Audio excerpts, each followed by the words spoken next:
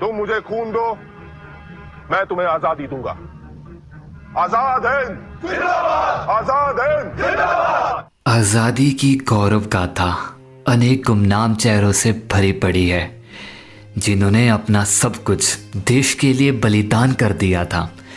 लेकिन देश जब आज़ाद हुआ उसके बाद भी इन्हें बस गुमनामी में ही अपना जीवन बिताना पड़ा।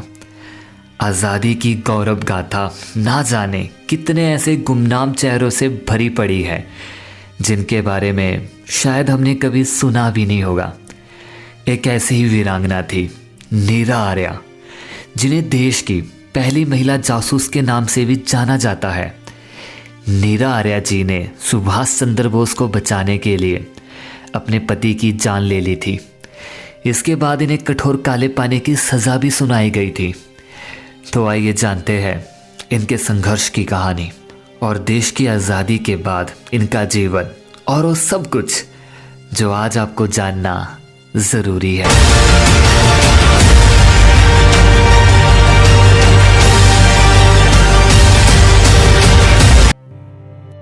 सन 1902 नीरा आर्या का जन्म उत्तर प्रदेश के बागपत जिले में हुआ था। नीरा आर्या जब छोटे थे उसी समय इनके माता पिता की मृत्यु हो गई थी।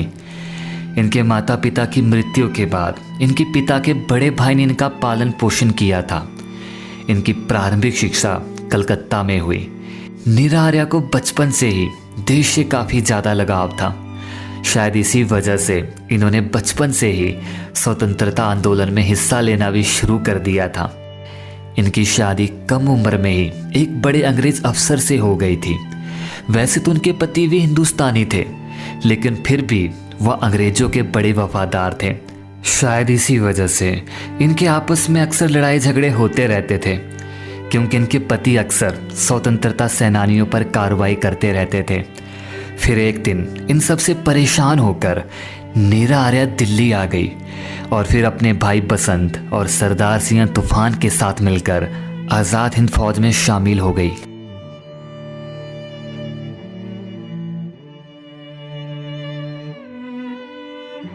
आज़ाद हिंद फौज में काम करते हुए नीरा आर्या झांसी रेजिमेंट का हिस्सा बनी और उन्हें काम करने के लिए म्यांमार भी भेजा गया था। झांसी रेजिमेंट को अंग्रेजों की जासूसी विभाग के नाम से जाना जाता था। वहीं दूसरी ओर उनके पति को भी अंग्रेजों की ओर से सुभाष चंद्र बोस की जासूसी और उन्हें जान से मारने का काम मिला था। फिर एक दिन मौका मिलते ही नीरा आर्या के पति ने सुभाष चंद्र बोस पर गोली चला दी, लेकिन यहाँ गोली जाकर सुभाष चंद्र बोस के ड्राइवर को लगी। उसी दिन नीरा आर्या भी सुभाष चंद्र बोस की सुरक्षा में तैनात थी। जब नीरा आर्या ने यहाँ सब कुछ देखा, फिर उन्हें अपने पति पर गुस्सा आ गया और फिर गुस्से में आकर नीरा आर्या ने चाकू से अपने पति पर हमला कर दिया और इस हमले में नीरा आर्या का पति मारा गया। जब यह घटना अंग्रेजों को पता चली तो उन्होंने नीरा आर्या का पीछा करना शुरू कर दिया था और कुछ दिन के बाद उन्हें पकड़ भी लिया गया। अपने पति की हत्या करने के लिए उन्हें कठोर काले पानी की सज़ा सुनाई गई। काले पानी की जेल में नीरा आर्या के साथ सैकड़ों अत्याचार किए गए। उन्हें एक छोटे से अंधेरे कमरे में रखा गया था और अक्सर उनके साथ मारपीट भी की जाती थी।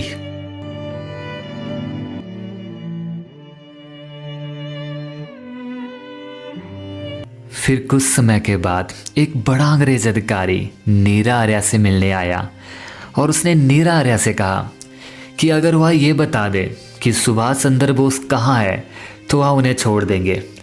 फिर यह सब कुछ सुनकर नीरा आर्या ने हंसते हुए कहा कि सुभाष चंद्र बोस तो मेरे दिल में रहते हैं। फिर यह सुनकर उस अंग्रेज अफसर को गुस्सा आ गया और फिर गुस्से में आकर उसने नीरा आर्या का एक स्तन कटवा दिया था।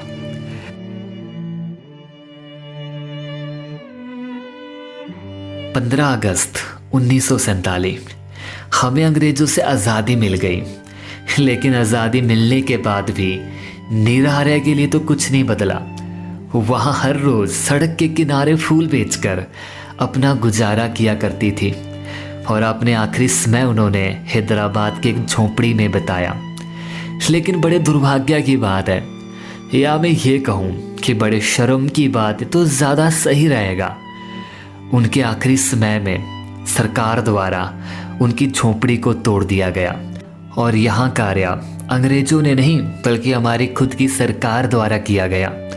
उस सरकार द्वारा जिस सरकार के लिए करोड़ों आंदोलनकारियों ने अपनी जान का बलिदान दे दिया था।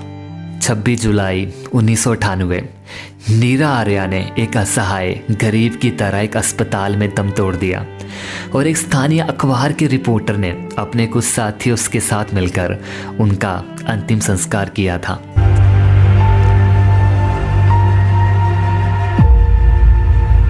अब इस वीडियो के आखिर में एक छोटा सा सवाल आप सभी के लिए।